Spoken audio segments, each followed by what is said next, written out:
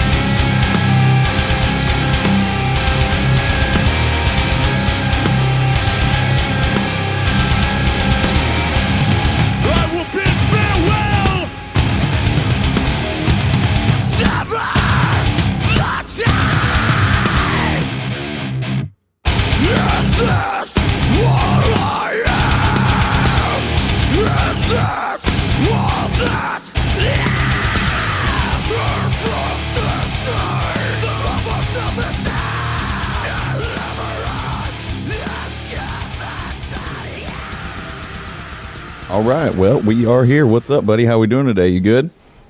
Yeah, doing great. Just hanging out.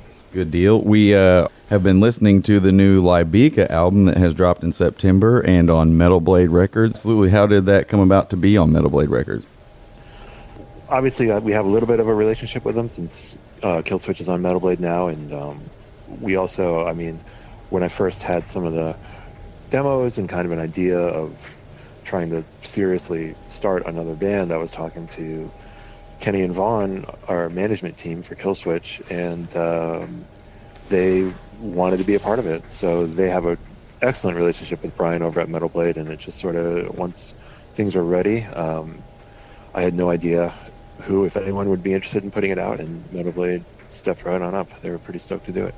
Yeah, and it sounds amazing, and quite the list of bands that you also have on Metal Blade. So that's definitely an honor to have that Lybica album come out on Metal Blade. It's, pretty unreal. Amazing, Yeah, it's pretty unreal. Pretty amazing label, legendary label. Everybody, Brian knows everyone that's ever even dipped their toes into the metal water over the last 40 years. So it's pretty cool to be on there with two different bands. It's wild. Yeah, absolutely. So, Justin, what's the inspiration behind Lybica, and how's the perception been since you released the album? I haven't heard a whole lot about it. I guess it's okay, but I don't we know. love it. So I've talked to a few people. I've done a few podcasts like we're doing right now, and people that I talk to seem to be into it. But I really have no idea, other than just looking at looking at plays on Spotify. Right. Like, oh well, wish those were higher. But other than that, it's hard to tell because we haven't really played many shows. That's definitely, when you ask what are the goals, one of the goals is to tour and just get out there and play. I think we're just really dying to go out there and play these songs and reach some more people and have people hear the songs, and just also as a band, I think as a band you reach different levels when you actually go out and tour, play every day and travel and spend all your time together than you can really do when you just start playing random kind of shows around your area, which is so far, for the most part, all we've really been able to get going so far. Mm-hmm. So yeah, we definitely want to go out and we want to play, we want to tour. I've always really liked music that is sort of, not necessarily all of it's instrumental, but music that isn't really in a hurry to go anywhere, and that really just sort of builds, like slow, steady builds. When it gets to stuff, it's rather, it's like a journey to get to a part of a song. I've always liked music like that, and a lot of it does happen to be music without vocals. Bands like Caspian, one of my favorite bands, but also stuff like ISIS, that I love. Old ISIS record, I guess it's all old. Yeah. ISIS stuff was a huge inspiration for it, especially the Oceanic record, and sort of wanted to do something that was like that, and that took things that took kind of the vibe of Caspian and of Mogwai and stuff like that, and maybe make it just a little bit more metal in like the traditional metal sense, where there are some like guitar leads, not necessarily solos, but some leads, some harmonized leads, and some like chuggy riffs, something like that. I wanted to see if that was a thing that would happen and would be a cool thing to exist if it did happen. So that's kind of where that came from. Absolutely. And speaking of the chuggy guitar riffs, how's that transition from being on the drum kit to picking up a guitar now?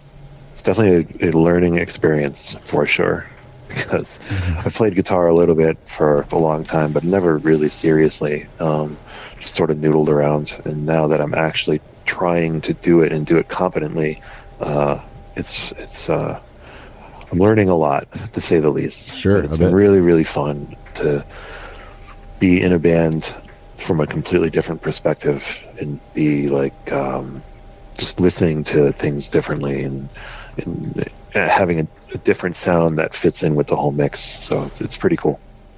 And I think I read last night that 2 out of the 3 members were originally drummers. Is that correct? Yeah, well, now we have a full-time drummer. So we didn't, when we recorded the record, I actually played the drum tracks for the record too, because we didn't have a drummer yet. Now we have a drummer, and we have an actual drummer. We have me, and we have our bass player, who is also a drummer and wanted to switch to another instrument for fun, kind of the way I did. So 3 out of 4 members are drummers. We have 3 drummers and no singers. You know, you absolutely did conquer your goal for throwing some metal on some instrumental things. I'm absolutely going to butcher these song titles. We were able to listen to it last week or so, and cool. Octavist, I think. Yeah, Octavist. Okay, great. I nailed that one. That one's my jam. I'm loving that whole track. Cool, thanks. It was, what's really funny, since you mentioned song titles, it was surprisingly difficult to name songs without lyrics or words. It's something I never even thought of, and then once we're like, oh, we need to name these things. Yeah, like you said, without the lyrics of the song. So what? Either thought of cool words. That word actually is a word for a, like if you hear kind of like traditional Russian singing where they have super, super low voices in it. Mm-hmm. Okay, yeah. I think that's the name that they call those singers. And that song happens to be the one song on the record that's tuned down super low. So it kind of made sense. So how did that whole song naming convention go for you guys? I mean, did you just sit around or was that all you, or?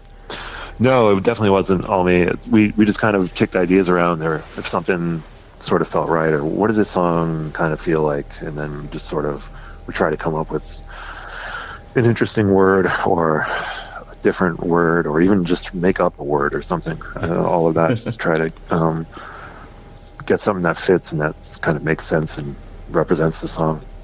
And you guys have is it correct, you guys have a vinyl release on November 19th? Vinyl is out now. Oh, nice. Yep, vinyl is out with the actual record release in September. So that's all available through the Metal Blade page, and everything is streaming everywhere. So awesome. Pretty easy to get. Everything's easy to get nowadays. Yeah, yes, I know, it is. Yep, I'm loving the album cover. I think I've read that you guys are all cat papas. We're all big time cat people for sure. Hence the name, huh? It's one of the things that just says friends.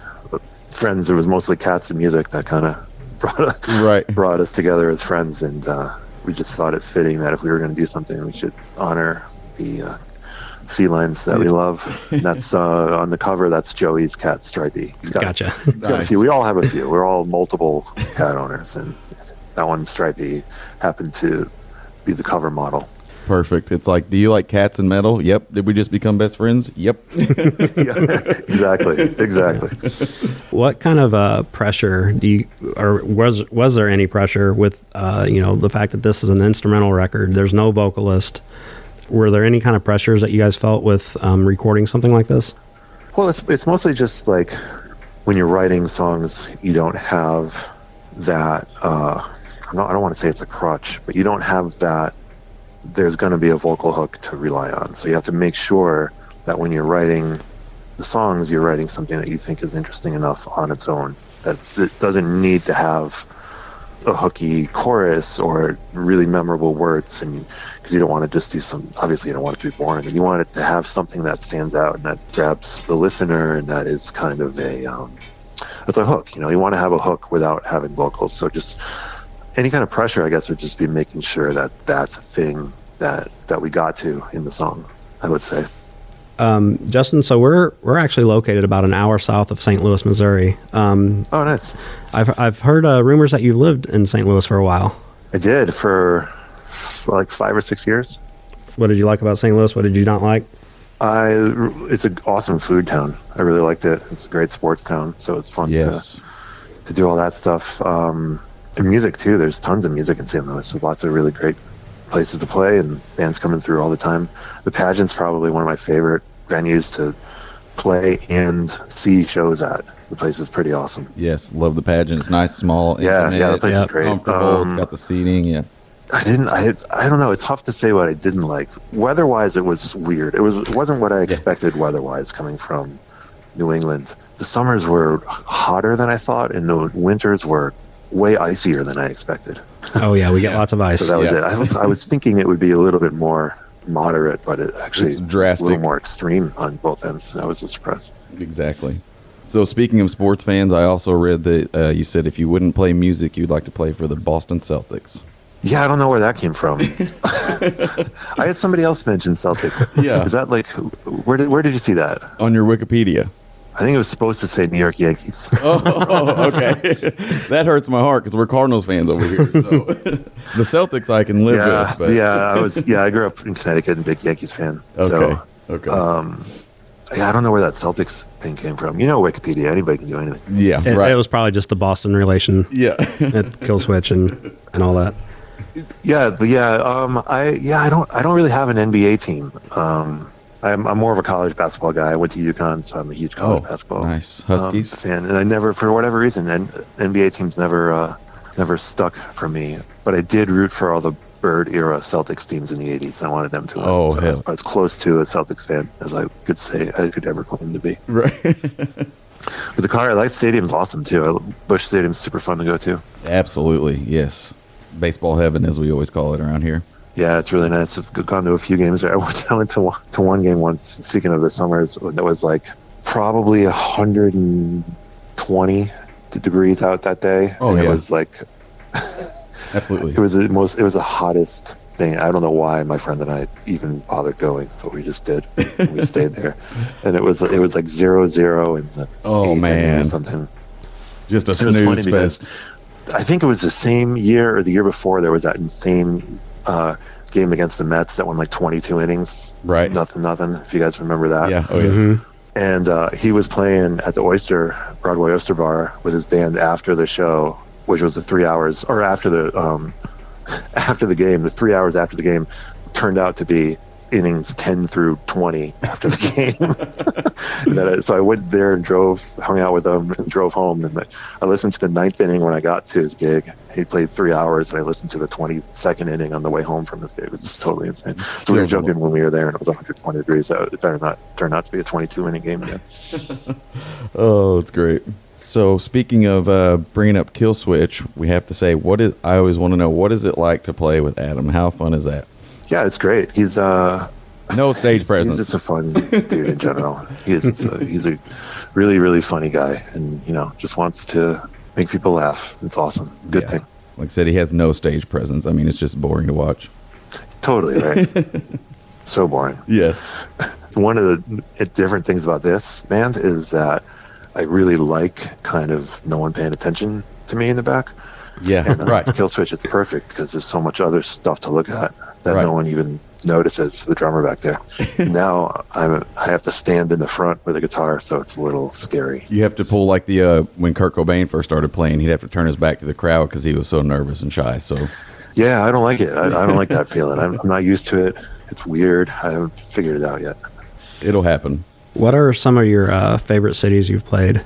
I guess, Worcester has to be on that list because it's sort of our home show, and we've had so many really good and, I guess, important in the course of the band's career shows there. Like the first DVD show we did there, and Jesse's first show back was there, and just stuff like that, and lots of metal fests over the years and stuff. So there's always Worcester's always got kind of a special spot there. Other than that, I would say German shows are always really good, and we haven't been to Germany in a really long time. Those shows are really super fun. UK also, non-US shows would be all Germany and UK shows are great.